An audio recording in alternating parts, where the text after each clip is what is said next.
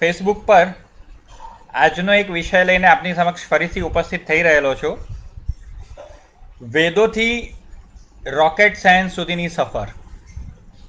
આજે જે રોકેટ સાયન્સની અંદર આપણે જે રીતના હરણફાળ માંડેલી છે તેમાં આપણે વેદોનો ક્યાં કેવી રીતના અને કેટલો ઉપયોગ કરીએ છીએ તે કદાચ આપણને કોઈને નથી ખબર. ખાસ કરીને જે સામાન્ય જનતા છે તેને તો આ અંગે બિલકુલ જાણકારી નથી. પણ જે આપણા સ્પેસ સેન્ટરની અંદર ચાહે નાસા હોય, ફોરેનનું અમેરિકાનું નાસા હોય, કે ચાહે ભારતનું ઈસરો હોય, કે પછી રશિયા હોય, કે પછી જર્મની હોય, તમે ગમે ત્યાં જાઓ, દરેક જગ્યાએ અત્યારે વેદોની અંદર જે વિજ્ઞાન છે તેને રોકેટ સાયન્સની અંદર કેવી રીતના એપ્લાય કરવું તેની ઉપર ઘણું બધું કામ ચાલુ થઈ ગયેલું છે અને તેની ઉપર એ લોકો અથાગ મહેનત કરી રહેલા છે. કારણ શું? તો કે કારણ એક જ છે કે વેદોની અંદર જે પદ્ધતિઓ આપેલી છે, વેદોની અંદર જે ટેકનિક આપેલી છે, વેદોની અંદર જે મિકેનિઝમ છે, હું વેદ એટલે અહીંયા વૈદિક સમયની વાત કરું છું. વૈદિક સમય અને અલગ અલગ વેદો પહેલાંનો સમય કે વેદો પછીનો સમય, એ બધાની અંદર પણ કેવી રીતના વાતો છે તે પણ આજે આપણે આની અંદર ચર્ચા કરીશું. હવે આ બધું જે આપેલું છે કે આ બધી જે વાતો થયેલી છે તેનો ઉપયોગ શેના માટે? તો કે આજના આપણા વિષયની અંદર આપણે આ દરેક વસ્તુ સ્ટેપ બાય સ્ટેપ જોઈશું. બીજી વસ્તુ, આપણે ઓથેન્ટિક એવિડન્સ કે ભાઈ એન્શિયન્ટ ટેક્સચર્સની અંદર વિમાનો વિશેની શું વાતો છે, કેટલા પ્રકારના વિમાનો હતા, કયા કયા વિમાનો હતા, વિમાનો કેવી રીતના ચાલતા હતા, તેની એક આછી રૂપરેખા આપણે લઈને આગળ ચાલીશું. આજનો આ જે સેશન છે તેનો હું 2 ભાગમાં વહેંચીશ. એમાં પહેલો ભાગ જે છે તેમાં જે મોટો ભાગ રહેશે, જેનો એ પાર્ટ મોટો રહેશે, જેની અંદર એન્શિયન્ટ ટેક્સચર્સ, પ્રાચીન ગ્રંથો કે એ બધાની અંદર આપણને વિમાનો વિશેની શું માહિતી છે, ક્યાં છે, કેવી રીતની માહિતી છે તેનો અભ્યાસ કરીશું. અને ત્યાર પછી બીજા ભાગની અંદર આપણે એ અભ્યાસ કરીશું કે આ જે બધી ટેકનોલોજી હતી તેનો આજે આપણે જે ઉપયોગ કરીએ છીએ તે કેવી રીતના ઉપયોગ કરીએ છીએ. એટલે આજનું જે આજે આપણે વાત કરીએ છીએ કે આજનું જે સેશન છે તે લગભગ 45 મિનિટની આજુબાજુનું કે 1 કલાકની આજુબાજુનું રહેશે. એની અંદર આજે આપણે એન્શિયન્ટ ટેક્સચર્સની અંદર વિમાનો વિશે કે રોકેટ સાયન્સ વિશે શું માહિતી છે તે જાણીએ. હવે સૌથી પહેલાં તો આપણે આજની તારીખે વિમાન એટલે શું માનીએ છીએ? વિમાન એટલે જે ઉપર હવામાં ઉડતું હોય તેને આપણે વિમાન ગણીએ છીએ. એન્શિયન્ટ ટેક્સચર્સની અંદર વિમાનો અંગેની શું ડેફિનેશન છે, કેવી રીતનો ઉલ્લેખ છે અને શું ઉલ્લેખ છે તે પણ આપણે જોડે જોડે જોતા જઈએ છીએ.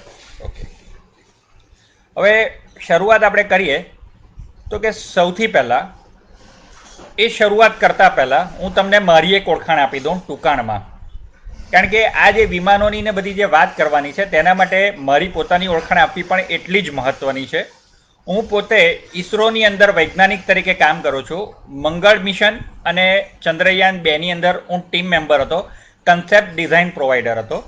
અને નાસાના પણ એક પ્રોજેક્ટની અંદર પણ મારું આ ડિઝાઇનનું કામ મેં હેન્ડઓવર કરેલું છે. અને હવે પછી નાસાના આવતા 2 પ્રોજેક્ટ, જેની અંદર ચંદ્રયાન 2024માં જેની અંદર એ લોકો એસ્ટ્રોનોટ્સ મોકલવાના છે, અને મંગળ ઉપર પણ એ લોકો બીજું એક મિશન 2026નું છે. આ 2 મિશન અત્યારે નાસાના મારી પાસે છે. અને એ સિવાય ઈસરોની અંદર બીજા અપકમિંગ 7 મિશન, જેની અંદર ગગનયાન, ચંદ્રયાન 3, આદિત્ય L1, નિસાર, આવા ઘણા બધા અલગ અલગ 7 મિશન છે જેની અંદર હું કાર્યરત છું. હું પોતે 45 પ્રાચીન ભાષાઓનો જાણકાર છું અને જેના કારણે આ જે આપણા એન્શિયન્ટ ટેક્સચર્સમાં જે લખાણ મળ્યું છે કે લિપિઓમાં કે એ બધામાં જે લખાણ મળ્યું છે તે પણ હું ઉકેલીને આ બધી વસ્તુઓનું જે સંશોધન જે મેં કરેલું છે તે સંશોધન આજે હું તમારી સમક્ષ રજૂ કરું છું. આ વાત થઈ ટૂંકાણમાં. એ સિવાય દ્વારકાનું જે એક્સપ્રેશન સુરત તરફથી થતું હતું તેની અંદર પણ હું archaeological marine archaeological of India archaeological survey marine archaeological survey of India તરફથી હું ટીમ મેમ્બર હતો. એટલે આર્કિયોલોજી સાથે પણ કામકાજ કરેલું છે, હિસ્ટ્રી ઉપર પણ કામ કરેલું છે. આ બધા અલગ અલગ અનુભવો અને અલગ અલગ જે એક્સપર્ટાઇઝેશન છે તેને કારણે આજે આ એક જે તમારી સમક્ષ રજૂ કરી રહેલો છો પીપીટી, તેની અંદર તમને એનો થોડો ભાસ થશે. હું ફક્ત વાતો નહીં કરું કે વાર્તાઓ નહીં કરું, એની અંદર આવેલા એવિડન્સ હું તમારી સમક્ષ રજૂ કરી રહેલો છું. એટલે આપણે એની વાત કરીએ. સૌથી પહેલાં તો કે અહીંયા આ પહેલા ચિત્રની અંદર તમને જે ફોટો દેખાય છે તેની અંદર આપણને એક કાર્વેશન મળેલું છે. આ કાર્વેશન આપણને એક નજરે જોતા એવું લાગે કે કદાચ કોઈક મમ્મીનું પણ હોઈ શકે છે, પણ મમ્મીનું એટલા માટે નથી કારણ કે માથા ઉપર જે હેલ્મેટ પહેરેલી છે એ હેલ્મેટની બંને બાજુએ જો તમે ધ્યાનથી જોશો તો નળી લાગેલી છે. જે ઓક્સિજન પાઇપ અત્યારે જે એસ્ટ્રોનોટ્સ જે પહેરે છે હેલ્મેટ, અને એની અંદર જે રીતના ઓક્સિજન પાઇપ કે શ્વાસ લેવા માટેની જે પાઇપને ચેમ્બર જે જોડેલા હોય છે તે પણ એની અંદર છે. મમ્મીની આજુબાજુ ક્યારેય આવી રીતના કોઈ પાઇપ કે આવી રીતનું આટલું મોટું કોઈ હેલ્મેટ કે એવું કોઈ પણ મમ્મીની આજુબાજુએ કે મમ્મીની ઉપર આપણે ચડાવવામાં આવતું નહીં હતું. અહીંયા આપણને સ્પષ્ટ શબ્દની અંદર કે સ્પષ્ટ ચિત્ર જે દેખાય છે તેમાં હેલ્મેટ છે, અને મમ્મીની ઉપર હેલ્મેટ ચડાવવામાં આવતું નહીં હતું. પાટાઓથી ઢાંકવામાં આવતું હતું, પરંતુ હેલ્મેટ પહેરાવવામાં નહીં આવતી હતી. આ ચિત્રની અંદર હેલ્મેટ દેખાય છે એટલે સ્પષ્ટ તો એ કહી જ શકાય કે આ મમ્મી નથી, પણ આ કોઈક એક એન્શિયન્ટ એસ્ટ્રોનોટ્સ છે. આ લગભગ 5,500 થી 6,000 વર્ષ જૂનું કાર્વેશન છે. હવે આપણે એક ઇજિપ્તનું પણ એક કાર્વેશન જોઈએ. આ કાર્વેશનની અંદર પણ જો તમે જોવા જાઓ તો આની અંદર પણ એક વ્યક્તિએ હેલ્મેટ પહેરેલી છે. કોઈ રાજાએ યુદ્ધમાં પહેરેલી હોય તેવી પણ હેલ્મેટ હોઈ શકે છે, પરંતુ આના વિશે પણ જે ઘણા અલગ અલગ આર્કિયોલોજિસ્ટને એ બધા જ્યારે ભેગા થયા અને ત્યારે એની ઉપર જે સંશોધન થયું ને ચર્ચા વિચારણા થઈ ત્યારે આ ચિત્ર માટે પણ એ લોકોનું માનવામાં એવું આવેલું હતું કે આ પણ એક કદાચ કોઈક એન્શિયન્ટ એસ્ટ્રોનોટ્સ હોય અને તેણે હેલ્મેટ પહેરેલી હોય તેવું દેખાય છે. હવે જે આ 4 ચિત્ર ભીત ચિત્રો જે ભીત ઉપર જે કાર્વેશન થયા છે કે પથ્થરોમાં જે કાર્વેશન થયા છે તે તમારી સમક્ષ રજૂ કરું છું. જેની અંદર મેક્સિકોના 2 છે, એક ન્યુઝીલેન્ડનું છે ને એક ઇજિપ્તનું છે. એમાં તમને સ્પષ્ટ રીતના દેખાશે કે જાણે તમે કોઈક એક વેહિકલ ચલાવી રહેલા છે આ લોકો. અને પહેલા ચિત્રમાં જો તમે મેક્સિકોના ચિત્રમાં જુઓ તો તેણે હેલ્મેટ પહેરેલી છે. બીજા નીચેના ચિત્રમાં મેક્સિકોના જો તમે જુઓ તો તમને એવું દેખાશે કે મોઢામાં નળી નાખેલી છે, એટલે જેનાથી એ શ્વાસ લઈ રહેલા છે કે ઓક્સિજન લઈ રહેલા છે. ન્યુઝીલેન્ડનું જે ચિત્ર છે તે એ ચિત્રની અંદર કોઈક હેલિકોપ્ટર જેવું કોઈક વાહન છે એ ચલાવી રહેલા છે એવું દેખાય છે. અને ઇજિપ્તનું જે ચિત્ર છે તેની અંદર સર્પાકાર આખી કેબિન છે જે સાપથી આખી ઢંકાયેલી છે, અને એની અંદર હાથેથી જે ગિયર પાડતા હોય, જાણે હેલિકોપ્ટરમાં જે આપણે હાથેથી ગિયર પાડીએ છીએ એવી રીતનું આ કોઈક એક વિમાન જેવું દેખાય છે. આપણા શાસ્ત્રોમાં સર્પ વિમાનનો પણ એક ઉલ્લેખ છે. કદાચ આ એક સર્પ વિમાન હોઈ શકે છે. મેક્સિકોની અંદર ઉપર જે દેખાય છે તે પણ ક્યાંક કોઈક પાછળ પૂંછડી હોય કે એવું કંઈક આપણને દેખાય છે ઉપરના એની અંદર.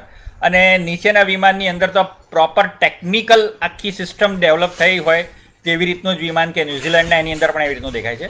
મેક્સિકોનું જે ચિત્ર બંને જે ઉપર નીચે જે ચિત્ર છે તે લગભગ 6,000 વર્ષ જૂના છે.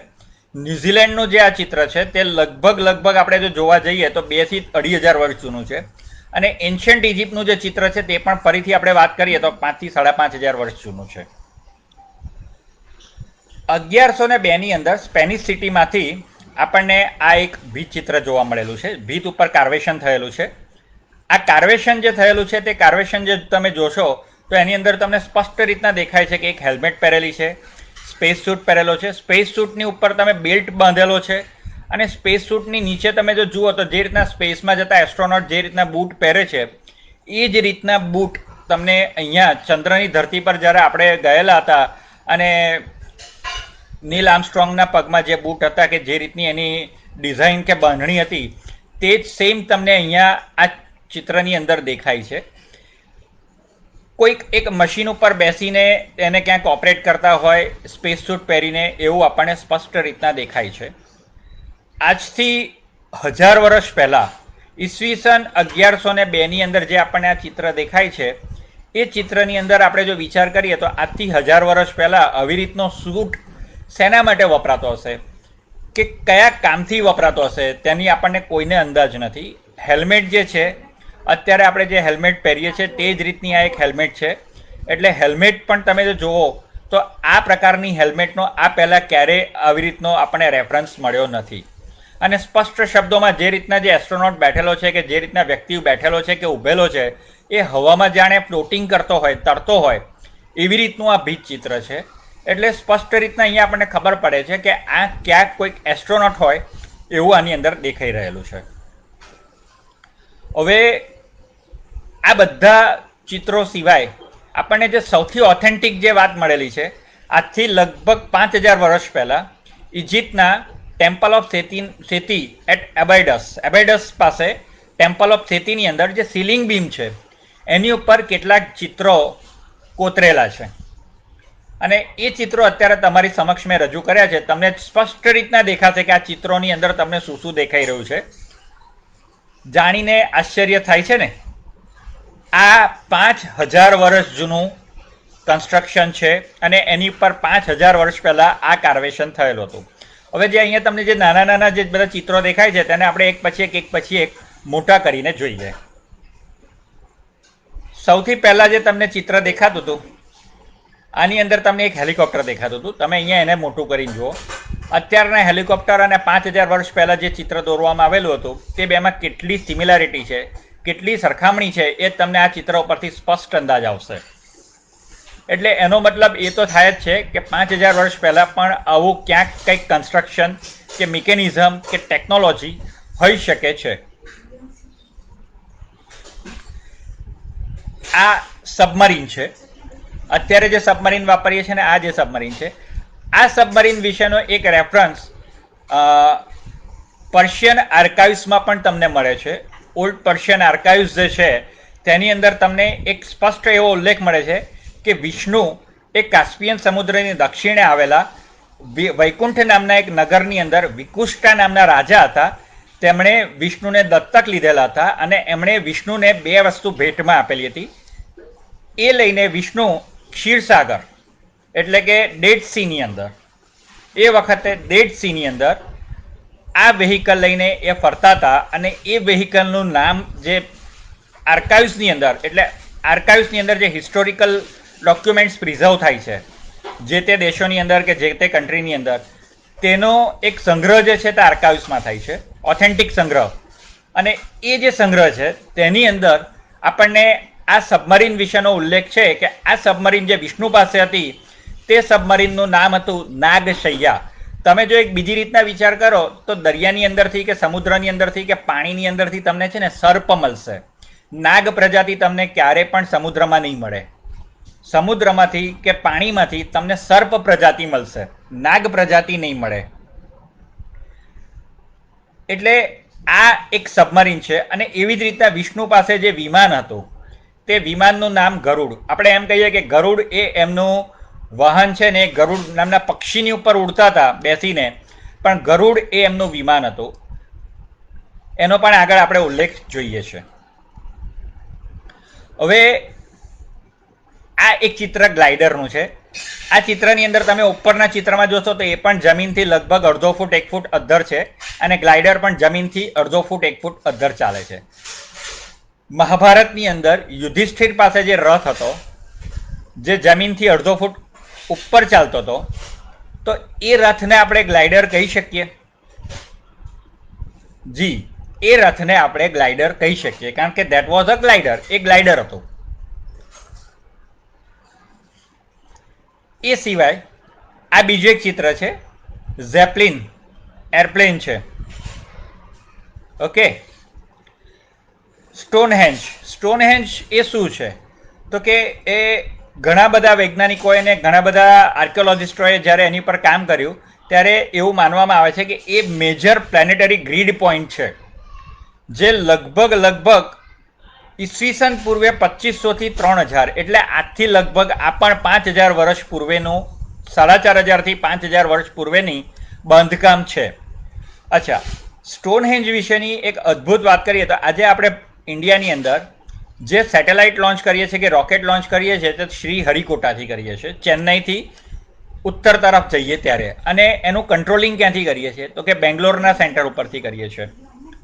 તો આ 2 અલગ અલગ સ્થાનેથી આપણે એને કામ કરીએ છીએ. સ્ટોનહેન્જ એક એવી જગ્યા હતી કે જ્યાં આગળ આપણે અહીંયાથી રોકેટ લોન્ચિંગ પણ કરતા હતા, કંટ્રોલિંગ પણ અહીંયાથી કરતા હતા. અને એ સિવાય અત્યારે નાસા છે કે ઇસરો છે કે સ્પેસએક્સ છે એ બધાએ રીયુઝેબલ રોકેટની જે ટેકનોલોજી ડેવલપ કરેલી છે કે એકનું એક રોકેટ વારંવાર તમે એને યુઝ કરી શકો, એટલે લેન્ડિંગ પણ થાય અને લોન્ચિંગ પણ થાય અને ત્યાર પછી એ પાછું આ જ જગ્યાએ લેન્ડ થાય. સ્ટોનહેન્જ પાસે એ વખતે સ્ટોનહેન્જ ઉપર એ રીતનું બાંધકામ હતું કે જ્યાં આગળ આ રીતની એક એનર્જી પોઈન્ટ હતો, જ્યાં આગળ આ રીતનો એક ફ્યુઅલ પોઈન્ટ હતો, આ જગ્યાએ કંટ્રોલિંગ પોઈન્ટ હતો અને આ જગ્યાએ લોન્ચિંગ પેડ અને લેન્ડિંગ પેડ પણ આ જગ્યાએ હતું. એ જગ્યા એટલે સ્ટોનહેન્જ. આ બધી અલગ અલગ આર્કિયોલોજીકલ એવિડન્સ આપણને પ્રાચીન વિમાનોના કે એને લગતા કે એને સ્પેસ સૂટ કે આ બધી વસ્તુઓ એસ્ટ્રોનોટ્સના ને બધાના મળેલા છે. હવે આપણે આના કેટલાક રેફરન્સો કેટલાક ગ્રંથોમાં જોઈએ, પણ એ પહેલાં એક બીજું તમને બતાવી દઉં રેફરન્સ. તમે જો હમણાં ઉરી પિક્ચર આવેલું થોડાક 1-2 વર્ષ પહેલાં, એની અંદર તમે ડ્રોન જોયેલું હતું. તો એ ડ્રોન કેવું હતું? તો કે પક્ષી આકારનું હતું. તમે આની અંદર દોસ્તો જોઈ શકો છો કે આ જે ડ્રોન છે આ પણ એક પ્રકારનો ડ્રોન છે અને હિસ્ટ્રી ચેનલ ઉપર આના વિશેનો આખો એક લેખ, આખો એક એપિસોડ હિસ્ટ્રી ચેનલ ઉપર પ્રસારિત થઈ ચૂકેલો છે. મેં ચિત્ર પણ એ હિસ્ટ્રી ચેનલ પરથી જ લીધેલું છે. ટોલીમાની અંદર ઈસવીસન પૂર્વે 500 થી 800ના સમયગાળા દરમિયાન આ પ્રકારના ઘણા બધા આવા નાના નાના જે ડ્રોન આકારના ગોલ્ડ ફ્લાયર્સ જેને કહીએ છીએ, આ કોલંબિયામાંથી ને એ બધેથી પણ મળેલા છે. આ ગોલ્ડ ફ્લાયર્સ કહેવાય છે, જે હવામાં ઉડી શકતા હતા અને એની અંદરથી આપણને ક્યાંક ક્યાંક કોઈક સ્પાય સિસ્ટમ કે કેમેરા સિસ્ટમ કે એવું બધું આની અંદર એ વખતે પણ એટેચ કરવામાં આવતું હતું.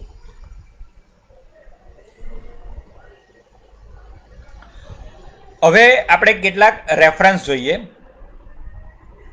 સૌથી પહેલા વેદોની અંદર પહેલામાં પહેલું જે 6 એટલે એ મંડળ છે, છઠ્ઠું મંડળ, 62મો અધ્યાય, 62મું ચેપ્ટર નંબર 62 અને તેની ઋચા એટલે વર્સ નંબર 6. એટલે આને હવે પછી જે હું ઉલ્લેખ કરીશ તે 6/62/6 ઋગ્વેદની અંદર 6/62/6 6:62-6ની અંદર એવી રીતના ઉલ્લેખ છે વિમાન અંગેનો કે જે હવાઈ મુસાફરી માટે વપરાશમાં લેવાતો હતો. તેવો ઋગ્વેદની અંદર આપણને છઠ્ઠા મંડળના 62મા અધ્યાયમાં ઉલ્લેખ મળે છે. હવે દોસ્તો આ છઠ્ઠું મંડળ જે છે ને એ તમને જાણીને આશ્ચર્ય થશે કે છઠ્ઠું મંડળ જે છે એ આખું છઠ્ઠું મંડળ એ ભારદ્વાજ ઋષિનું છે અને વિમાનો પર ભારદ્વાજ ઋષિનું કાર્ય પણ ઘણું બધું છે, જે આપણે આગળ જોઈશું. ભારદ્વાજ ઋષિએ જ એમણે પોતે લખેલું ભારદ્વાજ સૂત્ર, એની અંદર અધ્યાય 1 રહસ્યજ્ઞ અધિકારી, તેમાં સૂત્ર 2 એના અંદર એમણે લખેલું છે, વિમાનની વ્યાખ્યા આપેલી છે કે વિમાન એટલે શું? તો કે વિમાન એટલે જે ઝડપથી દોડી શકે છે, પક્ષીની જેમ ઉડી શકે છે, ધરતી ઉપર ચાલી શકે છે, પાણીમાં તરી શકે છે અને આકાશમાં ઉડી શકે છે. આવી રીતનો જે ઉલ્લેખ છે તે ઉલ્લેખ વિમાન માટેનો. એટલે આપણે દોસ્તો જેને વિમાન સમજતા હતા ને કે જે ફક્ત આકાશમાં ઉડતું હતું, એ વખતે ભારદ્વાજ ઋષિએ એમના રહસ્યજ્ઞ અધિકારી નામના ચેપ્ટરની અંદર, ભારદ્વાજ સૂત્રની અંદર સ્પષ્ટ શબ્દમાં લખેલું છે કે એક વેહિકલ એવું કે જે હવામાં ઉડી પણ શકે છે, આકાશમાં ધરતી પર દોડી પણ શકે છે અને પાણીમાં તરી પણ શકે છે. આપણા કલ્કી અવતાર પાસે આ રીતના એક ઘોડાની આપણે ઇમેજિન કરેલું છે. એ ઘોડો એ બીજું કોઈ નહીં પણ આ પ્રકારનું એક વિમાન જ હશે તેવી ગણતરી કલ્કી પુરાણની અંદર પણ આના વિશેનો ઉલ્લેખ છે, જેનો ઉલ્લેખ આપણને અહીંયા આ ભારદ્વાજ ઋષિએ આટલા વર્ષો પહેલાં કરેલો છે. આ સિવાય વિમાન માટે રથ, વિમાન, આવા અલગ અલગ શબ્દો વાપરવામાં આવે છે અને ફોરેન લિટરેચરની અંદર એનું ટ્રાન્સલેશન એર ચેરિયોટ, એરપ્લેન્સ, સ્પેસશિપ, સ્પેસક્રાફ્ટ કે જે પ્રપલ્સન સિસ્ટમથી ચાલતા હતા તેના માટે વાપરવામાં આવ્યા છે. અને આ બધા જે ઉલ્લેખ છે આ આપણને ઋગ્વેદ, યજુર્વેદ, શ્રીમદ ભાગવતમ, રામાયણ, મહાભારત, વૈમાનિક શાસ્ત્ર, સબ્રાંગન સૂત્રધારા, મેનુસ્ક્રિપ્ટ્સ ઓફ અશોકા એટલે અશોકની જે મેનુસ્ક્રિપ્ટ્સ હતી એ મેનુસ્ક્રિપ્ટ્સ ઉપરમાં પણ દેખાય છે. આ બધું અલગ અલગ આપણે અભ્યાસ કરીએ તો કે સૌથી પહેલાં શૌનક ઋષિએ અલગ અલગ પ્રકારના 5 પ્રકારના વિમાનોની વાત કરેલી હતી, જેમાંથી 4 પ્રકારના વિમાનોનો આપણને ફ્યુઅલ સિસ્ટમ શું હતી તે ખબર પડે છે. તો કે એક વનસ્પતિ ઓઇલથી ચાલતા વિમાનો હતા, બીજા મર્ક્યુરી વોર્ટેક્સ ગેસ એન્જિનથી ચાલતા હતા, ત્રીજું સોલર એનર્જીથી ચાલતા હતા અને ચોથા જે power air driven engine, power દ્વારા જે એર ડ્રીવન એન્જિન હતા એના વિશે પન્નકા મહામુનિએ પણ લખાણ લખેલું છે. અચ્છા, એ સિવાય ઋષિ શાક્તાયાને વાયુ તત્વ પ્રકરણ આના ઉપર લખેલું છે, જેની અંદર ઘણા બધા વિમાનોનો ઉલ્લેખ છે. વ્યાસાનલ તંત્રમાં પણ તેનો ઉલ્લેખ છે. નારદ ઋષિ એ પણ એક ધમ્મ પ્રકરણમ નામનું એક પુસ્તક એમને લખાણ છે એમનું, જેની અંદર આપણે એમ કહીએ કે નારદ ઋષિ અત્યારે એક જગ્યાએ છે ને ત્યાંથી ટેલી ટ્રાન્સપોર્ટ થઈને બીજી જગ્યાએ વિધિન અ સેકન્ડ પ્રગટ થતા હતા. તો એમની પાસે એ પ્રકારના વિમાનો હતા. અને બીજી વસ્તુ, ટેલી ટ્રાન્સપોર્ટેશન માટે એ કઈ સિસ્ટમ વાપરતા હતા કે કઈ રીતના એ એક જગ્યાએથી બીજી જગ્યાએ માઇગ્રેટ થતા હતા, તેના વિશે નારદ ઋષિએ આ ધમ્મ પ્રકરણમાં લખેલું છે. આનો એક જો તમને ઉદાહરણ આપું તો દોસ્તો, અત્યારે મારા મોબાઈલમાંથી હું કદાચ તમારા મોબાઈલમાં એક ફોટો મોકલું તો એ ઇન્ટરનેટ ચાલુ કરીને સેટેલાઇટ થ્રુ એ તમારા મોબાઈલની અંદર એ ફોટો જશે. પણ સેટેલાઇટ એ તો આપણા એટમોસ્ફિયરની અંદર જ આપણે લોન્ચ કરેલું છે, એટલે જ્યાં આગળ એટમોસ્ફિયર છે ત્યાં સેટેલાઇટ કામ કરે છે. પણ દોસ્તો, આપણે કોઈ દિવસ એ વિચાર કરેલો છે કે મંગળ ઉપરથી કે પ્લુટો ઉપરથી કે ગુરુ ઉપરથી કે શનિ ઉપરથી જે આ આપણા જે સેટેલાઇટ છે તે જે ફોટા મોકલે છે કે રોકેટ જે ફોટા મોકલે છે એ ફોટા કઈ સિસ્ટમથી કામ કરતા હશે? એ ફોટા આપણી પાસે કેવી રીતના આવતા હશે? અહીંયા તો કોઈ સેટેલાઇટ જે ઇન્ટરનેટ કામ કરતું હોય તેવી કોઈ સેટેલાઇટ સિસ્ટમ નથી અહીંયા. તો અહીંયા કઈ સિસ્ટમથી એ ફોટા આવતા હશે? તો હું તમને કહું કે નાના જે બાળકો હતા ને, તે બાળકો જ્યારે તમે હાથીને પેલા પીસ ગોઠવવાની રમત ત્યાં તમે બાળકોને રમાડતા હતા, કે જેમાં હાથીના 9 પીસ ગોઠવેલા હોય ને હાથીનું ચિત્ર હોય, તમે એ વેર વિખેર કરી નાખો ને બાળકનો કે આમાં હાથીનું ચિત્ર બનાવી દે, એટલે બાળક શું કરે કે 9 પીસ ગોઠવી દે.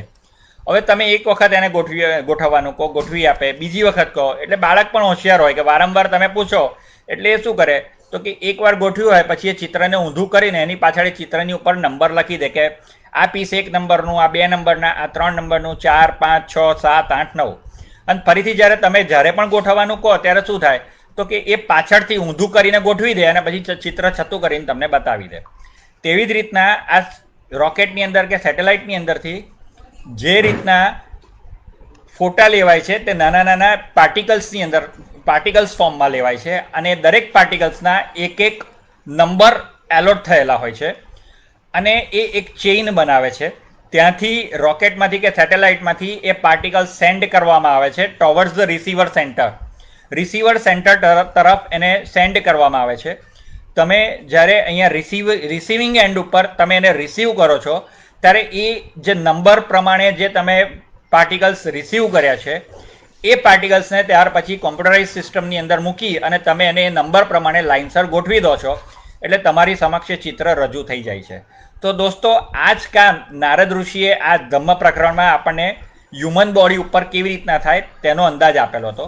કે તમે સ્ટાર ટ્રેક કે આ બધી જો સિરિયલો જોઈ હોય કે અત્યારે તમે ઇન્ફિનિટી વોર, એવેન્જર્સની જો જોઈ હોય તો એમાં ટેલી ટ્રાન્સપોર્ટેશનમાં શું થતું હતું તો કે તમારી ઉપર એક પ્રકાશ પડે, તમે પાર્ટિકલ્સની અંદર કન્વર્ટ થઈ જાઓ, રેડિયો ફ્રીક્વન્સીથી આ પાસ ઓન થાય છે. આ જે તમારા જે ઇન્ટરનેટ જ્યાં કામ નહીં કરતું હોય ત્યાં રેડિયો ફ્રીક્વન્સી કામ કરે. તમને રેડિયો ફ્રીક્વન્સીથી એક જગ્યાએથી બીજી જગ્યાએ સેન્ડ કરવામાં આવે, બીજી જગ્યાએ જ્યાં રિસીવર હોય તે તમને રિસીવ કરે અને રિસીવ કરીને તે તમને ત્યાં આગળ ડાઉનલોડ કરે, તમારા પાર્ટિકલ્સ પાછા ત્યાં આગળ ગોઠવાઈ જાય. એટલે તમે એક જગ્યાએ તમારું બોડી એક જગ્યાએથી બીજી જગ્યાએ ટેલી ટ્રાન્સપોર્ટ થઈ ગયું. આ વસ્તુ આજે આપણે કરી શકીએ છીએ, પણ આની અંદર સૌથી આશ્ચર્યની વાત આપણા માટે એ છે કે આની અંદર ફક્ત અત્યારે હાલના તબક્કે ફક્ત બોડી માઇગ્રેટ થાય છે. બોડીની અંદર રહેલી જે આપણી એનર્જી, જેને આપણે આત્મા કે સોલ કહીએ છીએ, તે માઇગ્રેટ થતો નથી. પણ નારદ ઋષિએ ધમ્મ પ્રકરણમાં એના વિશે પણ ઘણા બધા વિજ્ઞાનની વાતો કરેલી છે. આ સિવાય નારાયણ મહર્ષિએ વિમાન ચંદ્રિકા નામનું પુસ્તક લખેલું છે, ગર્ગ ઋષિએ યંત્રકલ્પ લખેલું છે, વાચસ્પતિનું યાનબિંદુ પણ છે.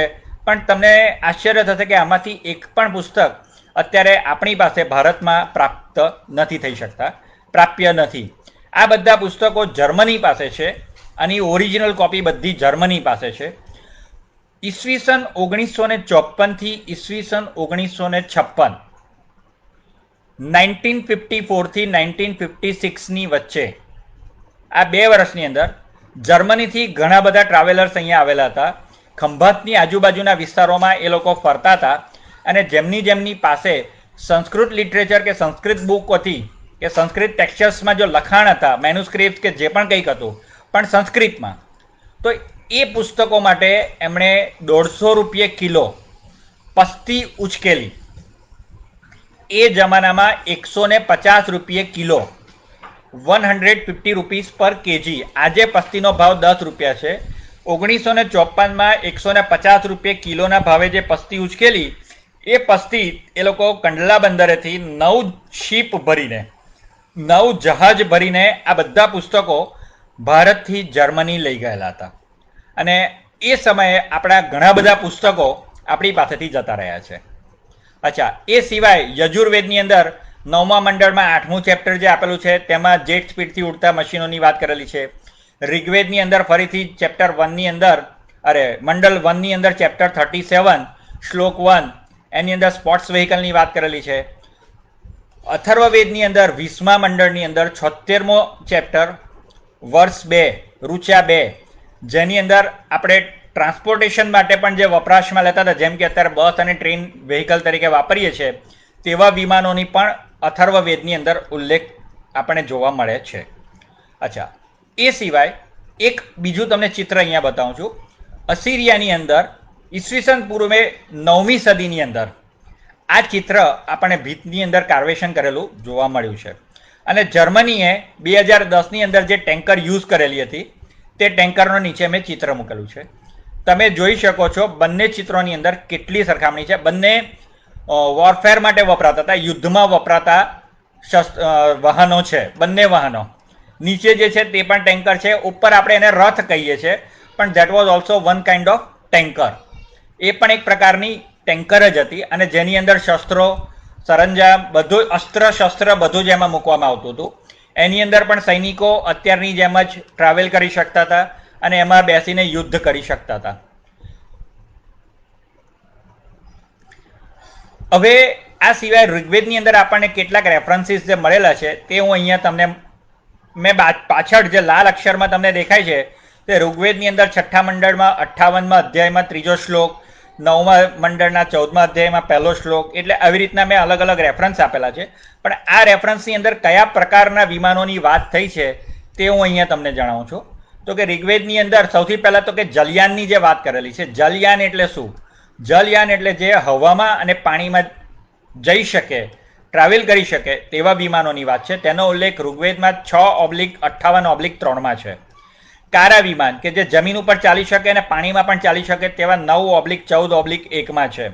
ત્રિતલ વિમાન, ત્રિતલ વિમાન એટલે જેને 3 માળ હોય તેવા વિમાનો, તેનો ઉલ્લેખ 3/14/1માં છે. ત્રિચક્ર રથ, દોસ્તો ત્રિચક્ર રથ એટલે જેને 3 પૈડા હોય. અત્યારના ઓટો રિક્ષાને કદાચ જો તમે હેલિકોપ્ટરનું એન્જિન અને પંખા લગાડી દો તો એ પણ ત્રિચક્ર રથ બની જાય. આ ત્રિચક્ર રથ એ હવામાં ઉડવા માટે વપરાશમાં લેવાતો હતો. આવો ઉલ્લેખ ઋગ્વેદની અંદર 4/36/1માં આપણને જોવા મળે છે. એ સિવાય વાયુરથ, જે ગેસ અથવા તો વિન્ડ પાવર એનાથી ચાલતો આ વિમાન હતું, તેવો ઉલ્લેખ 5/41/6માં જોવા મળે છે. વિદ્યુત રથ, જે ઇલેક્ટ્રોમેગ્નેટિક પાવરથી ચાલતું હતું, તેવો ઉલ્લેખ ઋગ્વેદની અંદર એ જમાનામાં ઇલેક્ટ્રોમેગ્નેટિક પાવરથી ચાલતું વેહિકલ, તેનો ઉલ્લેખ ઋગ્વેદની અંદર 3/14/1માં આપણને જોવા મળે છે. અને આ બધું તમારા માટે ઓપન છે, બધું ઓથેન્ટિકેટ છે. આ અત્યારે જે મેં તમને શ્લોક આપેલા છે તે બધા શ્લોક તમે તમારી રીતના જોઈ શકો છો. યજુર્વેદની અંદર પણ 10મા મંડળના 19મા અધ્યાયમાં ઘણી બધી જગ્યાએ વિમાનોનું આપેલું છે. જે પાણીથી ઉડતા વિમાનો કે જેને આપણે બોટની અંદર જેમ પાણીનો ફોર્સથી આપણે જે બોટને ચલાવીએ છીએ એવા પ્રપલ્સન સિસ્ટમથી પણ વિમાનો ઉડતા હતા. આકાશની વચ્ચે કે આકાશની ઉપર ઉડતા વિમાનોનો પણ ઉલ્લેખ યજુર્વેદની અંદર આપણને જોવા મળે છે. શ્રીમદ ભાગવતમના 6 કાંટોની અંદર 3જા પેરેગ્રાફની અંદર ચિત્રકેતુ રાજાને વિષ્ણુ ભગવાને વિમાન ભેટ આપેલું તેવો ઉલ્લેખ પણ આપણને જોવા મળે છે.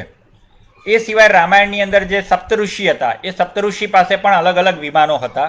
અને આ વિમાનો કયા પ્રકારના? તો કે ડબલ ડેક વિમાન હતા, સર્ક્યુલર શેપના વિમાનો હતા, જે ડોમ આકારના હોય. એનો આકાર જો જોવા જઈએ બીજો, તો રકાબીના આકારના વિમાનો પણ હતા કે લોંગ સિલિન્ડ્રિક શેપ, એટલે અત્યારના જે રોકેટ જે રીતના બને છે ઊંચા લાંબા સિલિન્ડ્રિક શેપના, એ રીતના પણ એ વિમાનો હતા.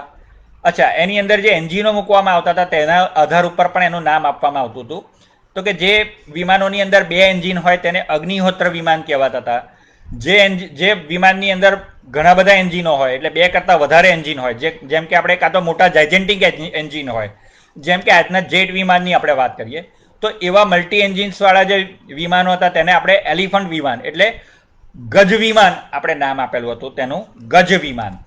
એ ગજ વિમાનનો ઉલ્લેખ પણ આપણને રામાયણમાંથી જોવા મળે છે. અને એ ઉપરાંત રામાયણની અંદર આપણને બીજા અલગ અલગ પશુ પક્ષીના આકારના પણ જે વિમાનો હતા તેનો પણ રેફરન્સ જોવા મળે છે, જેમ કે કિંગફિશર, આઈબીસ, અને આપણે વિષ્ણુનું જે ગરુડ વિમાનની વાત કરેલી છે તેનો ઉલ્લેખ પણ રામાયણમાં જોવા મળે છે. અને આ બધા વિમાનો જેટ સ્પીડની ગતિએ ઉડતા હતા અને મેલોડિયસ સાઉન્ડ હતો એનો, એવો ઉલ્લેખ પણ રામાયણમાં આપણને જોવા મળે છે. અચ્છા, જ્યારે રામાયણની વાત થાય ત્યારે રામાયણનો એક પ્રસિદ્ધ વિમાન જેને આપણે પુષ્પક વિમાનના નામથી ઓળખીએ છીએ, એ વિમાન અંગે પણ વાત કરવાની આપણે કેવી રીતના ચૂકી શકીએ. રાવણ પાસે જે વિમાન હતું તે વિમાન રાવણ પહેલાં તેમના મોટા ભાઈ કુબેર પાસે હતું, અને આ પુષ્પક વિમાન રાવણે કુબેર પાસેથી જીતી લીધેલું હતું. તેમને યુદ્ધમાં હરાવીને તેમની પાસેથી જીતી લીધેલું હતું.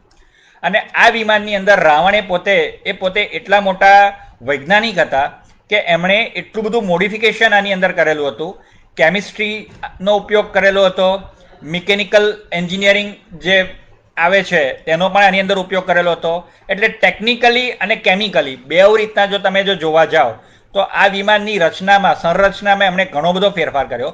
જે વખતે કુબેર પાસે આ વિમાન હતું ત્યારે 6 સ્તંભ ઉપર આ વિમાનને ખુલ્લા મેદાનમાં મૂકવામાં આવતું હતું. ત્યાર પછી રાવણ પાસે જ્યારે આ વિમાન આવ્યું ને રાવણે તેની અંદર જે ફેરફાર કર્યો, મિકેનિકલી કે ટેકનિકલી જે રીતના ફેરફાર કર્યો, તેને પ્રમાણે આ વિમાનની જે સિસ્ટમ હતી, બેઠક વ્યવસ્થા, તે બેઠક વ્યવસ્થા તમને જાણીને આશ્ચર્ય થશે કે N+1, જેને ગણિતીય ભાષામાં આપણે N+1 કહીએ, એટલે N એટલે જેટલા મુસાફર, N આપણે મુસાફરોની સંખ્યા માટે વાપરીએ, એના કરતાં +1 સીટ, +1 એટલે +1 સીટ એની મેતે ખુલી જતી હતી. સપોઝ 1000 મુસાફર હોય તો 1001 સીટ ખુલી જાય. સપોઝ 1000ની જગ્યાએ 2000 મુસાફર એમાં જો ચડે તો 2001 સીટ થઈ જાય. અને એ જ રીતના જ્યારે મુસાફરો તેમાંથી ઉતરે ત્યારે ધીમે ધીમે જ્યારે બધા મુસાફરો ઉતરી જાય તો આ વિમાન એટલું નાનું થઈ શકતું હતું કે તમે એને ગળી વાળીને ખિસ્સામાં અત્યારના સમયમાં મૂકી શકો. એટલી સુપર ટેકનોલોજી આ પુષ્પક વિમાનમાં વાપરવામાં આવેલી હતી. મહાભારતની અંદર પણ આપણે જો જોવા જઈએ તો એક જગ્યાએ શૌભ વિમાનનો ઉલ્લેખ છે. શાલ્વ કરીને જે એક રાજા હતા, અસુર રાજા શાલ્વ, તેમણે આ શૌભ વિમાનને મદદથી દ્વારકા પર આક્રમણ કરેલું હતું અને દ્વારકાની ઉપર 1500 મીટરની ઊંચાઈ પર આ વિમાનને સ્થિર કરેલું હતું. આ વિમાન તમને જાણીને આશ્ચર્ય થશે કે આનો જે ડાયા હતો તે 16 કિલોમીટરનો ડાયા હતો અને આખા દ્વારકાની અંદર અંધારપટ છવાઈ ગયેલો હતો. અને આ વિમાનોમાંથી એમણે ઠેક ઠેકાણે મિસાઇલ્સ દ્વારા હુમલો કરેલો હતો. એ વખતે કૃષ્ણ અને બલરામ પાસે એન્ટી મિસાઇલ સિસ્ટમ હતી. દોસ્તો, એમની એન્ટી મિસાઇલ સિસ્ટમ એટલે કઈ? તો કે કૃષ્ણ પાસે સુદર્શન ચક્ર હતું અને બલરામ પાસે જો તમે રથને ઊભો કરો તો એ પણ એક વિમાન આકારનો આકાર બની જાય. તમે જે હળ હતું એમનું જે સાધન હળ, બલરામનું સાધન હળ, એમનું શસ્ત્ર હળ, હળને જો તમે સીધું ઊભું કરી દો તો એ પણ એક પ્રકારના વિમાન જેવું આકૃતિ ધારણ કરતું હતું. એટલે હળ જ આકારનું એક એન્ટી મિસાઇલ સિસ્ટમ એમની પાસે પણ એ જમાનામાં હતી, જેના થકી એમણે આ બધા જે શાલ્વાએ જે વિમાનોમાંથી જે મિસાઇલ છોડેલા હતા તે બધા મિસાઇલોને ડિસ્ટ્રોય કરેલા હતા. પણ છતાં પણ કેટલાક મિસાઇલ, 1-2 મિસાઇલ એવા હતા કે જે અરબી સમુદ્રમાં ડાયવર્ટ થયા અને એક મિસાઇલ એ વખતે મોહનજોદડો પર પડેલું હતું. એ વખતે મોહનજોદડોમાં ન્યુક્લિયર એક્સપ્લોઝન થયેલું હતું અને જેને કારણે ત્યાં આગળ આપણને આજની તારીખે પણ જો તમે મોહનજોદડોમાં જોવો તો તમને આજની તારીખે પણ ઘણા બધા મમી, હાડપિંજર એ રીતના કન્ડિશનમાં તમને જોવા મળશે કે જે કદાચ કોઈક લાકડાનો ભારો લઈને જે જતા હોય તો એ રીતના જ એ જ કન્ડિશનમાં કોઈ મા બાળકને દૂધ પીવડાવવું હોય તો એ જ કન્ડિશનમાં એ હાડપિંજર એ જ અવસ્થામાં, અને એવા ઢગલાબંધ હાડપિંજર લગભગ 70 થી 80 હાડપિંજર એ વિસ્તારની અંદરથી આપણને મળેલા છે. અચ્છા, બીજા જે અરબી સમુદ્રની અંદર જે વિમાનો પડેલા હતા, એ મિસાઇલ જે પડેલા હતા, એ મિસાઇલમાં જ્યારે એક્સપ્લોઝન થયું ત્યારે સમુદ્રની અંદર સુનામી આવ્યું અને એ સુનામી દરમિયાન દ્વારકા ડૂબી ગઈ. દોસ્તો, તમને જાણીને આશ્ચર્ય થશે કે જે વખતે દ્વારકા ડૂબી, કૃષ્ણની દ્વારકા ડૂબી, તે જ વખતે દક્ષિણની અંદર ઘણા બધા પ્રદેશો ડૂબ્યા અને તેમાં એક સમયે જે રાવણની લંકા હતી તે પણ ડૂબવાના ઉલ્લેખ આપણને મહાભારતમાં જોવા મળે છે. દ્રોણ પર્વની અંદર પણ આપણને આવા મર્ક્યુરી પ્રપલ્શન થી ઉડતા એન્જિનોની વાત કરવામાં આવેલી છે. વન પર્વની અંદર પણ આપણને એરિયલ વેહિકલની વાતો કરવામાં આવેલી છે. એટલે મહાભારતમાં પણ આપણને અલગ અલગ 41 જગ્યાએ મહાભારતમાં આપણને વિમાનોની વાત જોવા મળે છે. આ સિવાય મહર્ષિ ભારદ્વાજે એક વૈમાનિક શાસ્ત્ર કરીને એક પુસ્તક લખેલું હતું. એમાં 8 ચેપ્ટર 3000 શ્લોક હતા, જેની પર આજની તારીખે સૌથી વધારે કામ થાય છે. વચ્ચે એક સમય એવો આવેલો હતો કે આ પુસ્તક જે છે તે અનઓથેન્ટિકેટ છે તેવા ઘણા બધા સોર્સિસ બજારમાં ફરવા માંડેલા હતા. પરંતુ તમને જાણીને આજે પણ આશ્ચર્ય થશે કે આ પુસ્તક આજે પણ એટલું જ હોટ ફેવરિટ છે અને આના રેફરન્સીસ આજે પણ લેવામાં આવે છે. હવે એ કેમ, તો કે એ આપણે સંક્ષિપ્તમાં જોઈએ. આની અંદર અલગ અલગ કેટલા પ્રકારના, તો કે ત્રેતા યુગની અંદર 25 પ્રકારના વિમાનો જે મંત્ર દ્વારા ચાલતા હતા. દ્વાપર યુગની અંદર તંત્ર અને રિચ્યુઅલ્સ દ્વારા ચાલતા હોય તેવા 56 વિમાનો. કલયુગની અંદર મંત્ર અને તંત્ર વડે ચાલતા હોય એવા 25 વિમાનો. એટલે કુલ તમે 25, 56 અને 25 એટલે કુલ વિમાનોની જો વાત કરો તો 106 વિમાનો આની અંદર તમને જોવા મળશે. આ સિવાય આની અંદર તમને જાણીને આશ્ચર્ય એ થશે કે જેમ અત્યારે તમે કોઈ કંઈક ઇલેક્ટ્રિક વસ્તુ ખરીદો બજારમાંથી ત્યારે એની સાથે એનું મેન્યુઅલ આવે છે. તો આ વિમાનોની સાથે સાથે મહર્ષિ ભારદ્વાજે આનું મેન્યુઅલ તૈયાર કરેલું. હવે એ મેન્યુઅલમાં શું શું લખાણ હતું એ જાણવો તો તમને હજુ વધારે આશ્ચર્ય થશે કે જેની અંદર ફ્લાઇટ મેન્યુઅલ્સ એટલે વિમાન કેવી રીતના ઉડાડવું તેના વિશેની માહિતી છે. એના એરિયલ રૂટ શું હશે, એરિયલ રૂટ અવકાશી માર્ગ શું હશે તેના વિશે પણ આની અંદર ઉલ્લેખ જોવા મળે છે. લેન્ડિંગ કેવી રીતના થશે, એટલે અત્યારે જે આપણે ચંદ્રયાનની અંદર જે રીતના જોયેલું હતું કે ભાઈ સોફ્ટ લેન્ડિંગ કે ક્રેશ લેન્ડિંગ. સોફ્ટ લેન્ડિંગ એટલે અહીંયા પ્રોસિજર ફોર નોર્મલ અને ક્રેશ લેન્ડિંગ એટલે ફોર્સ લેન્ડિંગ, એવા શબ્દો આની અંદર વાપરવામાં આવેલા છે. તેનો પણ ઉલ્લેખ આની અંદર વિમાનો માટે કરવામાં આવેલો છે. પાયલોટને પણ અલગ અલગ ઇન્સ્ટ્રક્શન્સ, અલગ અલગ કન્ડિશનમાં અલગ અલગ ઇન્સ્ટ્રક્શન્સ આપવામાં આવેલી છે. પાયલોટ ઉડાણ વખતે જ્યારે ઉડાણ ભરતા હોય ત્યારે કયા પ્રકારના કપડાં પહેરશે, એ શું ખાશે, એ કયા કયા સ્પેરપાર્ટ સાથે રાખશે અને ક્રાફ્ટ મેન્યુફેક્ચરિંગ માટે કયા કયા મટીરિયલ વપરાયેલા છે તેનો પણ આની અંદર ઉલ્લેખ છે. અને આ સિવાય તમે દોસ્તો જ્યારે મકાન ખરીદો ત્યારે મકાનની અંદર ઇલેક્ટ્રિક પેનલ તમારી કેવી રીતની ઘરની છે કે ઇલેક્ટ્રિક સિસ્ટમનો મેપ તમે બિલ્ડર પાસેથી માંગો છો, તે જ રીતના વિમાનનો પણ આખો પાવર સપ્લાય સિસ્ટમ શું હતી તેના નકશા પણ આની અંદર મહર્ષિ ભારદ્વાજે આ પુસ્તકની અંદર આપેલા છે. એટલા બધા મેન્યુઅલ્સ આની અંદર, જેટલા પ્રકારના વિમાન છે દરેક પ્રકારના વિમાનના મેન્યુઅલ્સ આની અંદર આપેલા છે. 106 પ્રકારના વિમાન આની અંદર આપણે જોયા. એ સિવાય આપણે આગળ મહાભારત, રામાયણ, વેદો અને એ સિવાયના અલગ અલગ ગ્રંથો જે આપણે જોયા એની અંદર પણ નહીં તો અલગ અલગ આપણે 51 પ્રકારના વિમાનો. એટલે ઇન શોર્ટ છેલ્લા 1 કલાકની અંદર કે પોણો કલાકની અંદર આપણે કુલ 150થી વધારે વિમાન એટલે 150થી વધારે વિમાનો એ સમયે હયાત હતા તેના રેફરન્સીસ આપણે આ અડધો કલાક કે 1 કલાકની અંદર જોઈ ગયા છીએ. રાઈટ. હવે આ સિવાય છેલ્લામાં છેલ્લું જો આપણને કોઈક આવા જે પ્રાચીન વિમાનોનો જો રેફરન્સ મળ્યો હોય અને જેનાથી આજના આધુનિક ટેકનોલોજીની આપણે જે શરૂઆત કરીએ તો કે એ શું હતી તે આપણે જોઈએ. તો કે અશોકના શિલાલેખો અને અશોકના જે રાજા અશોક, મૌર્ય વંશના રાજા અશોક જેણે કલિંગા ઉપર હુમલો કરેલો હતો તે અશોકની વાત કરું છું.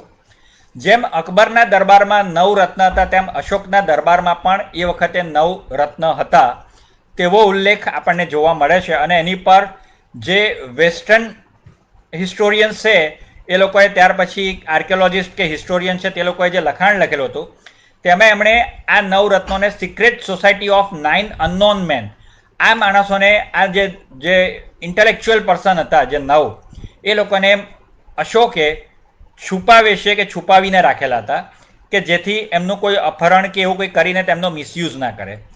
એટલે secret society of 9 unknown men એવું નામ અમને આપવામાં આવેલું હતું.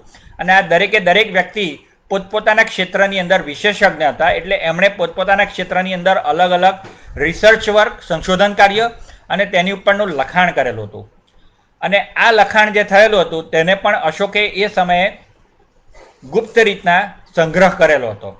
તમને જાણીને આશ્ચર્ય થશે કે આમાંથી એક પુસ્તક જેનો આજે અંગ્રેજી તર્જુમો થયેલો છે, કે જે ટ્રાન્સલેશન થયેલું છે, તેનું નામ છે ધ સિક્રેટ ઓફ ગ્રેવિટેશન, જેમાં ગ્રેવિટી કંટ્રોલ ઉપર લખાણ છે કે એન્ટી ગ્રેવિટેશનલ ફોર્સનો ઉપયોગ કરીને આપણે વિમાનો કેવી રીતના વાપરતા હતા તેનો જેમાં ઉલ્લેખ છે. તેવું એક પુસ્તક તિબેટમાંથી, લહાસામાંથી ચાઇનીઝ લોકોને મળ્યું. તિબેટના લહાસામાંથી ચાઇનીઝ લોકોને આ પ્રકારનું આ એક પુસ્તક મળ્યું. એમને ટ્રાન્સલેશન કરતાં નહીં આવડતું હતું, એટલે એમણે યુનિવર્સિટી ઓફ ચંદીગઢની અંદર એ ટ્રાન્સલેશન માટે આ પુસ્તકને મોકલ્યું. એટલે એ વખતે ત્યાંના જે ડૉક્ટર રૂથ રાયન કરીને જે પ્રોફેસર હતા, તેમણે આ સિસ્ટમ જે હતી એનું જે પ્રપલ્સન સિસ્ટમ હતી, that was on the base of anti gravitational force. A anti gravitational ફોર્સના આધાર ઉપર એનું પ્રપલ્સન સિસ્ટમ કામ કરતી હતી, તેવા ઉલ્લેખો ડૉક્ટર રૂથ રાયને ગવર્મેન્ટ ઓફ ઇન્ડિયાને આપ્યા અને તેની ઉપરના ઘણા બધા લખાણની એ બધું તેમણે ત્યાર પછી પ્રકાશિત કરેલું હતું. હવે આ જે વાત થઈ, આ લગભગ 1960-70ની આજુબાજુના દશકાની વાત છે અને તેની અંદર આ આપણને લખાણ બધું મળેલું હતું. એટલે આપણા મગજની અંદર ત્યાર પછી વિચારો આવ્યા, પૃથ્વી પર જેટલા પણ વૈજ્ઞાનિક સંસ્થાઓ હતી, કે આના આધાર લઈને આપણે અત્યારના વિમાનો ફરીથી રિસ્ટ્રક્ચર કરી શકીએ, રીડિઝાઇન કરી શકીએ. એટલે દોસ્તો, નાસાએ 1987માં ભારતથી 1000 પંડિતોને બોલાવેલા સંસ્કૃત લિટરેચર ઉપર ભારદ્વાજ ઋષિનું વૈમાન્યશાસ્ત્રનો અભ્યાસ કરાવડાવવા માટે અને તેના આધાર ઉપર વિમાનોની ટેકનોલોજી ડેવલપ કરવા. પણ દોસ્તો, આ બધા પંડિતો હતા, વૈજ્ઞાનિકો કે ટેકનિકલ પર્સન નહીં હતા. એટલે એમણે આનો જે અનુવાદ કર્યો તે આધ્યાત્મિક સ્વરૂપમાં કર્યો. એટલે વિજ્ઞાનને એટલી બધું આની અંદર સફળતા મળી નહીં. એટલે છેવટે નાસાએ 2003ની અંદર આ પ્રોજેક્ટ પડતો મૂક્યો. એ સમય દરમિયાન ભારતની અંદર એક સ્થાને કોઈક એક વ્યક્તિ એવો હતો કે જેને પણ આ બધાની અંદર રસ પડેલો હતો અને તેણે પોતે આ બધા વિષયો પર સંશોધન કરવાનું ચાલુ રાખેલું હતું. અને એ સંશોધન 2011ની અંદર ઈસરોની અંદર એ વખતે મંગળયાનના જે ડાયરેક્ટર હતા, એ વખતના જે ઈસરોના ચેરમેન હતા, એ ડૉક્ટર રાધાકૃષ્ણનના હાથમાં એ સંશોધન આવ્યું અને એમણે એ વ્યક્તિને ત્યાં આગળ ઈસરોની અંદર આમંત્રણ આપી અને આ સંશોધન ઉપર આગળ કાર્ય કર્યું, એની પર એક્સપેરિમેન્ટ્સ કર્યા અને છેવટે એક્સપેરિમેન્ટ્સ જ્યારે સક્સેસફુલ રહ્યા તો એ વ્યક્તિને એમણે ઈસરોની અંદર મંગળયાનની અંદર ટીમ મેમ્બર બનાવી દીધો. અને ટીમ મેમ્બર બનાવ્યા પછી એ લખાણ કેવી રીતના અત્યારના વિજ્ઞાનની અંદર કે અત્યારની સ્પેસ ટેકનોલોજીમાં એપ્લાય થાય તેનો આધાર આપવા માટે દુનિયાની અલગ અલગ સંસ્થાઓમાં આ ડોક્યુમેન્ટને એમણે મોકલ્યા પણ ખરા. ડૉક્ટર રાધાકૃષ્ણને એ ડોક્યુમેન્ટ્સ આગળ પાસ ઓન કર્યા. તમને જાણીને આશ્ચર્ય થશે કે 2013ની અંદર નાસાએ ફરીથી એ ડોક્યુમેન્ટને એક્સેપ્ટ કર્યા, તેને એપ્રૂવ કર્યા અને એ જે રિસર્ચ પેપર હતા તેના આધાર ઉપર એ જે ભારતીય વ્યક્તિ હતા તેને ત્યાં આગળ નાસાની અંદર આમંત્રણ આપી અને તેમનું સન્માન પણ કરવામાં આવ્યું અને નાસાની અંદર એમના પોતાના પ્રોજેક્ટની અંદર તેમને સમાવેશ કરવામાં આવ્યો. તમારી સમક્ષ અત્યારે દોસ્તો જે વ્યક્તિ આ સેમિનાર આપી રહેલો છે તે વ્યક્તિ આ જ વ્યક્તિ છે કે જેણે આ બધા સંશોધન કરેલા હતા. હું ડૉક્ટર મિતુલ ત્રિવેદી, જેણે આ બધા સંશોધન કરેલા હતા અને આ સંશોધનને માન્યતા નાસા દ્વારા મેળવવામાં આવેલી છે. ત્યાર પછી 2013ની અંદર આપણે ઈસરો તરફથી મંગળયાનની અંદર અને ત્યાર પછી ચંદ્રયાનની અંદર પણ આપણે આ ટેકનોલોજીનો ઉપયોગ કરેલો હતો. હવે આપણો બીજો પાર્ટ શરૂ થાય છે, જે ઝડપથી હું અહીંયા સંકેલીશ, જેની અંદર તમને માહિતી આપવામાં આવશે કે આ વિમાનોની અંદર આપણે એન્શન્ટ ટેકનોલોજીનો ઉપયોગ કેવી રીતના કરેલો હતો. તો ઋગ્વેદની અંદર 6ઠ્ઠા મંડળની અંદર 66મો અધ્યાય, એમાં 9મી ઋચા. હવે દોસ્તો, તમને જાણીને આશ્ચર્ય એક બીજી થશે કે આપણે ત્યાં આજની તારીખે જેટલા પણ અલગ અલગ સંસ્થાઓના જે વેદ આપણી પાસે જે ઋગ્વેદ જે છે, તો એ ઋગ્વેદની અંદર દરેક જગ્યાએ અલગ અલગ શ્લોક છે. પણ આ શ્લોક જર્મનીની અંદર યુરેશિયા સાથે જ્યારે હું જોડાયેલો છું ને તેની જે મેન્યુસ્ક્રિપ્ટ્સ હતી, કે તિબેટની અંદર પણ આપણા જે અમુક મેન્યુસ્ક્રિપ્ટ્સ છે તેની અંદર ઋગ્વેદની એ મેન્યુસ્ક્રિપ્ટ્સ એટલે જૂના સમયની લગભગ આજથી 2000 વર્ષ પહેલાં કે 1500 વર્ષ પહેલાંની જે મેન્યુસ્ક્રિપ્ટ્સ આપણને મળેલી છે તે મેન્યુસ્ક્રિપ્ટ્સની અંદર ઋગ્વેદનો જે શ્લોક છે તે હું અહીંયા તમારી સમક્ષ મૂકું છું. આર્ય સમાજના વેદોની અંદર આપણને અલગ શ્લોક જોવા મળે છે. ગીતા ગોરખપુર પ્રેસના શ્લોકો આપણને અલગ જોવા મળે છે. તમે ભગવદ્ ગીતા જુઓ, ભગવદ્ ગીતાની અંદર એક જણે એક રીતના એનું અર્થઘટન કર્યું છે, બીજાએ બીજી રીતના કર્યું છે. શ્લોક પણ તમને અમુક જગ્યાએ ઘણી વખતે ગીતામાં એટલો બધા, શ્રીમદ ભગવદ્ ગીતામાં એટલો બધો ફેરફાર નથી, પરંતુ વેદોમાં મેં આ એક અભ્યાસ કર્યો તો મને વેદોમાં એવું ઠેક ઠેકાણે જોવા મળ્યું. ચોખંબા પ્રકાશનના પુસ્તકોમાં પણ તમને અલગ જ વેદો જોવા મળે છે, અલગ જ ઋચાઓ જોવા મળે છે. પરંતુ અહીંયા જે મેં તમારી સમક્ષ જે ઋચા મૂકેલી છે તે ઓથેન્ટિકેટ ઋચા એટલા માટે હું કહી શકું છું કે આ જર્મનીના જે મેન્યુસ્ક્રિપ્ટ આપણને મળેલી હતી તેમાં પણ આ ઋચા છે, અને તિબેટ અને શ્રીલંકાના જે આર્કાઇવ્સની અંદર પણ જે ઋચાઓ સંગ્રહ થયેલો છે તેમાં પણ આ જ ઋચા છે. આની અંદર જે શ્લોક વાપરવામાં આવ્યો છે તેનું જે અર્થઘટન થયું છે તે ઘણા વેસ્ટર્ન સાયન્ટિસ્ટોએ તેનું જે ટ્રાન્સલેશન કરેલું છે તેનો આધાર લઈને હું અહીંયા તમને મંગળ મિશન જ્યારે આપણે છોડ્યું ત્યારે એની અંદર જે આપણે આધાર લઈને જે લોન્ચિંગ કરેલું હતું તે અહીંયા આપણે સમજીએ. તો કે આ શ્લોકની અંદર એવું કહેવામાં આવેલું છે કે due to an anti gravitational force, anti gravitational ફોર્સને કારણે spacecraft moving around the earth, spacecraft પૃથ્વીની આજુબાજુ ફરતું હતું અને રોટેટિંગ ઓન ઇટ્સ એક્સિસ, પોતાની ધરી પર પણ ગોળ ગોળ ફરતું હતું. એટલે એક રોકેટ પૃથ્વીની આજુબાજુ પણ ફરતું હતું અને પોતાની ધરી પર પણ ફરતું હતું. એ રીતના ફરતા ફરતા એ આકાશની અંદર, ઊંડા આકાશની અંદર ઝડપથી, સ્પીડથી ઊંડા આકાશમાં ઉડી શકતું હતું. એવી રીતનો ઉલ્લેખ આની અંદર કરવામાં આવેલો છે. હવે તમે જો મંગળયાનની અંદર આપણે જે રીતના ઉડાણ કરેલું હતું તે જો તમે જુઓ તો આ જગ્યાએ તમને પૃથ્વી છે, પૃથ્વીની આજુબાજુએ ગોળ ગોળ અહીંયા વિમાન ફર્યું, એમાંથી પોતાની ધરી પર ફરતા ફરતા પણ આ ગ્રેવિટેશનલ ફોર્સ છે, આ ભૂરા જે છે તે અર્થની ઓર્બિટ છે, પૃથ્વીની ઓર્બિટ છે, અને એ ઓર્બિટમાંથી પણ એણે અહીંયાથી જ્યારે કૂદકો મારીને જ્યારે બહાર નીકળ્યું, ટ્રેજેક્ટરી, સ્પેસક્રાફ્ટ ટ્રેજેક્ટરીમાં જ્યારે પ્રવેશ્યું અને માર્સ ઓર્બિટ, અહીંયા જ્યારે આ માર્સની ઓર્બિટમાં એ આવ્યું ત્યારે માર્સની ઓર્બિટમાં આવ્યું ત્યારે માર્સનું જે ગ્રેવિટેશનલ ફોર્સ હતું, મંગળનો જે ગુરુત્વાકર્ષણ શક્તિ હતી તેણે એને પકડી લીધું. હવે આને જો આપણે એક સિમ્પલ શબ્દમાં જો સમજીએ ને તો આ એક ચકરડી હતી. યાન પોતાની ધરી પર ફરે, અહીંયા જે ચકરડી છે આ પ્રકારની ચકરડી તમે બાળકો નાના હતા, તમે બાળક સ્વરૂપમાં હતા કે નાના હતા ત્યારે તમે આ ચકરડી ફેરવતા હતા, અને ચકરડીને તમે જ્યારે છોડી દો તો એ ચકરડી હવામાં ઊંચે સુધી ઉડતી હતી. તો આમાં એન્ટી ગ્રેવિટેશનલ ફોર્સની સિસ્ટમ લાગતી હતી. ગોળ ફરતી વસ્તુને, પોતાની ધરી પર ગોળ ફરતી વસ્તુને એન્ટી ગ્રેવિટેશનલ ફોર્સ લાગે. એ જ રીતના તમે ડોલની અંદર પાણી ભરો છો, બકેટની અંદર પાણી ભરો છો અને તેને તમે જોશથી ગોળ ગોળ ફેરવો છો, તો દોસ્તો ત્યાં પણ તમને જાણીને આશ્ચર્ય થશે કે અંદર ડોલની અંદર રહેલું જે પાણી છે તે જમીન પર ઢોળાતું નથી. એટલે કોઈક વસ્તુની આજુબાજુએ જ્યારે પણ જોશથી જ્યારે ગોળ ગોળ ફરવામાં આવે છે, રોટેશન કરવામાં આવે છે, ત્યારે પણ રિવોલ્યુશન કે રોટેશન, પરિભ્રમણ કે પરિક્રમણને કારણે ગ્રેવિટેશનલ ફોર્સ, ગુરુત્વાકર્ષણ શક્તિ ઓછી લાગે કે નહિવત લાગે છે, જેને કારણે એ વસ્તુ ગ્રેવિટેશનલ ફોર્સથી દૂર જાય છે. પરંતુ એ જે રીતના આગળ જે દૂર જાય છે તેનો ઉપયોગ અહીંયા આપણે કેવી રીતના કર્યો, તો કે એ આપણે અહીંયા ચંદ્રયાનની અંદર આપણે વારંવાર સમજાવેલું હતું કે સપોઝ મારી સામે એક વ્યક્તિ 10 મીટરના અંતરે બેઠેલો છે અને મારે એને એક પથ્થર ત્યાં સુધી ફેંકવો છે, તો હું સીધી દિશામાં જો પથ્થર ફેંકીશ તો મને બળ વધારે લાગશે.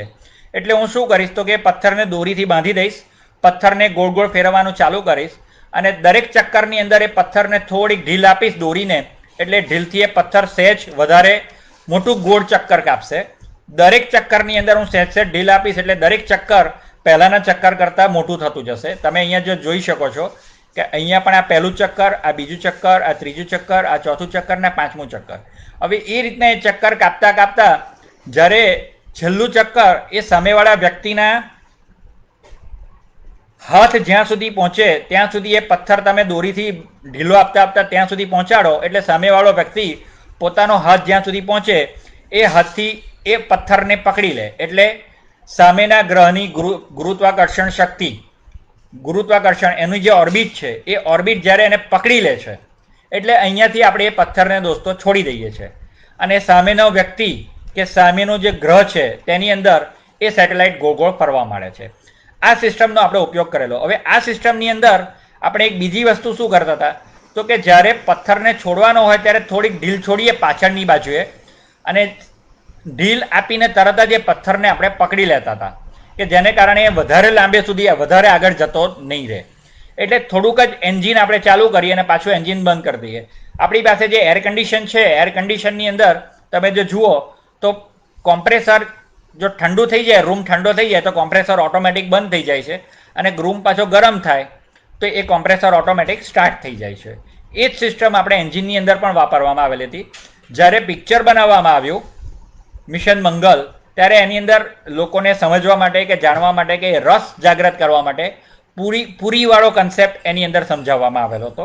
એટલે દેટ વોઝ અલગ અલગ ડિફરન્ટ કાઇન્ડ ઓફ કન્સેપ્ટ. આ અલગ અલગ બધા એક કન્સેપ્ટ હતા, પણ જેનો વપરાશ આપણે કરેલો હતો આવી રીતના કરેલો. અને દેટ વોઝ એ જે એનો આધાર હતો તે આધાર ઋગ્વેદના 6ઠ્ઠા મંડળના 66મા અધ્યાય, જેની અંદર વિમાનો અંગેનો આખો એ અધ્યાય છે, એનો આધાર લઈને આપણે ચંદ્રયાન અને મંગળયાનની અંદર આ ઉપયોગમાં લીધેલો હતો.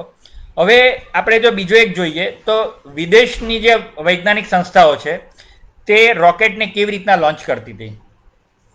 તો કે એ લોકો શું કરે તો કે પૃથ્વી પરથી આ રોકેટ જ્યારે ઉડે ત્યારે એક ચક્કર કાપીને એ રોકેટ પછી સીધી દિશામાં ચંદ્ર ઉપર જતું હતું.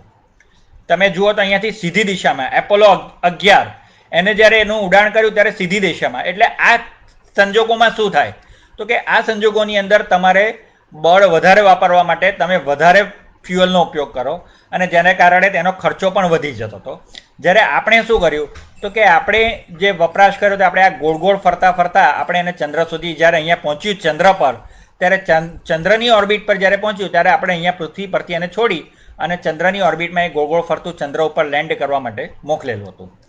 આપણી સિસ્ટમ આ હતી. આની અંદર ફ્યુઅલ ઓછું વપરાયું છે. તમને જાણીને આશ્ચર્ય થશે કે નાસા એક વર્ષમાં જેટલું બજેટ આ રોકેટ સાયન્સને એ બધાની પાછળ સ્પેસ સાયન્સમાં વાપરે છે, ઈસરો જ્યારથી સ્થપાયું છે ત્યારથી લઈને આજ સુધી આપણે જેટલો ખર્ચો કર્યો છે તે નાસાનો એક વર્ષનું બજેટ છે. એટલે આપણા જે વિમાનો કે આપણી જે સફળતા છે તે ઓછા ખર્ચે, વધુ મહેનતે અને ડેડિકેશન સાથે અને હાર્ડવર્ક સાથે ઇન્ટેલિજન્ટ અને આપણા પ્રાચીન શાસ્ત્રોના ઉપયોગથી કરવામાં આવેલી જે બધી પદ્ધતિઓ છે તેના આધાર રાખીને આ પદ્ધતિઓનો આગળ વિકાસ કરવામાં આવેલો છે. તમે આપણા પ્રાચીન વિમાનોમાં એક રૂક્મ વિમાન હતું, તેને અત્યારના સ્પેસક્રાફ્ટ આ કોલંબિયા સ્પેસક્રાફ્ટ હતું, જેનો આ ચિત્ર છે. તમે એની સાથે આપણું રૂક્મ વિમાન કે જે 5000 વર્ષ પહેલાં આ વિમાન વપરાશમાં હતું તેવા ઉલ્લેખ છે શાસ્ત્રોમાં, એ બેને તમે સરખામણી કરો તો લગભગ તમને સરખા દેખાશે. આ વર્ટિકલ સેક્શન છે બંનેની, એક સરખી દેખાશે. ત્યાર પછી સ્પેસએક્સે જે હમણાં કેપ્સ્યુલની અંદર બેસાડીને માણસોને અવકાશમાં મોકલેલા હતા તે પણ રૂક્મ વિમાનની અંદર અહીંયા જો તમે ઉપર જુઓ તો ઉપરની જે આ ચેમ્બર છે, આ જે ચેમ્બર છે એ ચેમ્બરની અંદર અહીંયા મુસાફરોને બેસાડવામાં આવતા હતા અને આપણે ત્યાં એની અંદર ટ્રાવેલર્સને સ્પેસમાં મોકલવામાં આવતા હતા રૂક્મ વિમાનમાં. રૂક્મ વિમાન જો આપણે જોઈએ તો રૂક્મ વિમાન એ ત્રિતલ વિમાન હતું. આપણે આગળ જોઈ ગયા કે ત્રિતલ વિમાન કે જેને 3 માળ હોય, આ પહેલો માળ, આ બીજો માળ અને આ ત્રીજો માળ. એ સિવાય દોસ્તો અહીંયા સન ક્રિસ્ટલ હતું, એટલે સોલાર પેનલ હતી અહીંયા. અને આ જગ્યાએ આ 2 પંખા ફેન પાઇપ હતી. અચ્છા, એ સિવાય આ જે ચેમ્બર હતી, આ ચેમ્બર જ્યારે અહીંયાથી તમે ખોલો ત્યારે અહીંયાથી મુસાફરો અંદર પ્રવેશે, ટ્રાવેલર્સ અંદર એન્ટર થાય અને ત્યાર પછી પહેલા માળે, બીજા માળ કે ત્રીજા માળે એ અનુક્રમે એની અંદર રહી શકતા હતા. એવી રીતનો આ રૂક્મ વિમાનનો કન્સેપ્ટ હતો. ઈસરોના હવે પછીના જે અપકમિંગ મિશન છે જેની અંદર હું સામેલ છું તેવા મિશન આદિત્ય L1, જે એપ્રિલ 2020માં લગભગ એનો અંદાજ હતો, પણ હવે કોરોનાના કારણે આ બધા ડીપ સ્પેસ મિશન લગભગ 6 મહિનાથી 1 વર્ષ સુધી એક્સટેન્ડ થઈ ગયા છે. આ સોલર કોરોનાનો અભ્યાસ કરવા માટે આ મિશન આપણે લોન્ચ કરવાના છીએ. ત્યાર પછી નાસા અને ઈસરોનું જે જોઈન્ટ વેન્ચર છે દેટ ઇઝ નિસાર. ત્યાર પછી ગગનયાન, જે તો અત્યારે દરેકને ખબર છે. ગગનયાનની અંદર 2020ની અંદર આપણે પહેલું એક્સપેરિમેન્ટ કરવાના હતા, જે હવે 6 મહિના કે કદાચ 2-3 મહિના સુધી ટળી જશે કોરોનાને કારણે. અને પહેલું આ સક્સેસફુલ રહેશે તો આપણે ત્યાર પછી જુલાઈ 2021માં કરવાના હતા, તે પણ કદાચ ખેંચાશે. તેનો પણ આપણે અભ્યાસ કરવાના હતા કે આ 2 એક્સપેરિમેન્ટ જો સક્સેસફુલ રહેશે તો ડિસેમ્બર 2021માં ગગનયાન અવકાશમાં અવકાશયાત્રીઓને લઈને જશે એવી ગણતરી આપણે એ વખતે કરેલી હતી, પણ જેની અંદર કદાચ થોડો ઘણો ફેરફાર આવી શકે છે.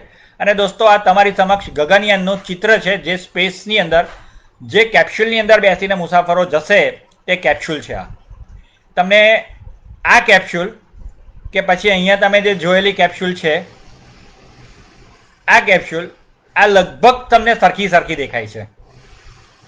અત્યારે જે કેપ્સ્યુલ બને છે તે બધાનો આધાર રૂપમાં વિમાન છે. અચ્છા, એ સિવાય માર્સ મિશન 2, શુક્રયાન એટલે મિશન વિનસ 2024માં, ચંદ્ર ઉપર 2026માં આપણે ચંદ્રયાન 3 મોકલવાના હતા, પણ જે અત્યારે આપણે ચંદ્રયાન 2ની અંદર જે લેન્ડર અને રોવર જે ફેલ ગયા, તો આપણે ચંદ્રયાન 3 જેની અંદર આપણે લેન્ડર અને રોવર તાત્કાલિક ધોરણે ચંદ્રયાન 3નું આપણે નિર્માણ કરી દીધેલું છે અને તેની ઉપર એક્સપેરિમેન્ટ ચાલે છે અત્યારે, જે ટૂંક સમયની અંદર આપણે સ્પેસમાં છોડીશું. અને આ જે ચંદ્રયાન 3 હતું એ ચંદ્રયાન 3ની જગ્યાએ હવે ચંદ્રયાન 4, જેની અંદર જો ગગનયાન સફળ રહ્યું તો આપણે અવકાશ યાત્રીઓને અવકાશમાં મોકલવાની ગણતરી કરીએ છીએ. એ સિવાય પહેલાં જાપાનની મદદથી આપણે 2030ની અંદર સ્પેસ સ્ટેશન બનાવવાના હતા, પરંતુ જે પ્રમાણે મોદી સાહેબ અત્યારે જે એનાઉન્સમેન્ટ કરે છે, આત્મનિર્ભરતાની વાત કરે છે, એ આપણે આત્મનિર્ભર બનીને જાતે સ્વયં આ સ્પેસ સ્ટેશન કોઈની પણ મદદ વગર અવકાશમાં આપણે લોન્ચ કરવાના છીએ. તેનું પણ પ્રોજેક્ટ અત્યારે ચાલી રહેલો છે ઈસરોમાં. તો દોસ્તો, આ બધી જે વાતો ચાલે છે કે આ બધી જે આપણે વાતો કરીએ છીએ